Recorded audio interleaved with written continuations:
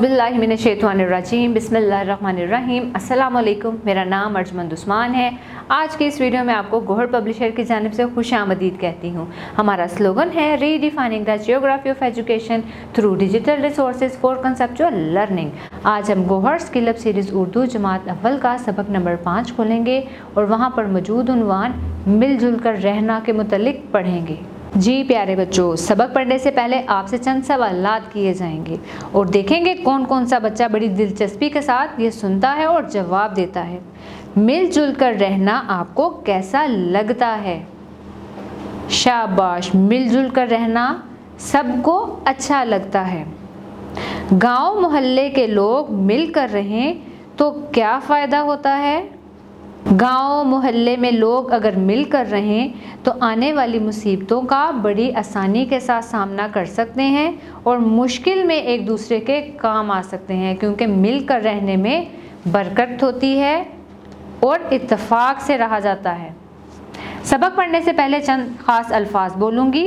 जंगली, नुकसान, जेवर, सलाखें, मजबूत, महफूज।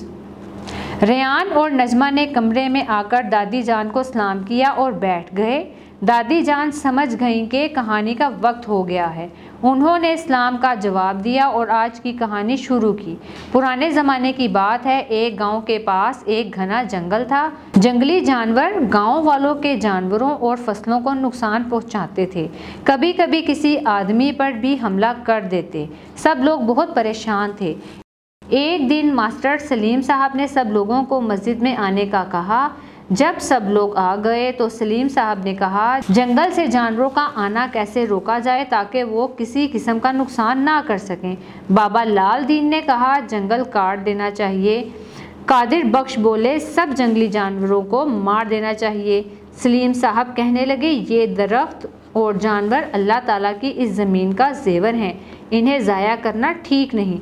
तो फिर क्या करें? सब एक साथ बोले। सलीम साहब कहने लगे, हम सब मिलकर हर महीने थोड़े थोड़े पैसे जमा करें, शहर से लोहे की सलाखें ले आएं। दीन मोहम्मद लोहे का काम जानते हैं, ये इन सलाखों से मजबूत जंगला बना देंगे। शेर खान जंगल से आने वाले रास्तों पर जंगला लगा देंगे। सब राज़ी हो गए। कुछ अरसा बाद जंगला लग चुका था। सब लोगों के मिलजुल कर काम करने से गांव महफूज हो गया।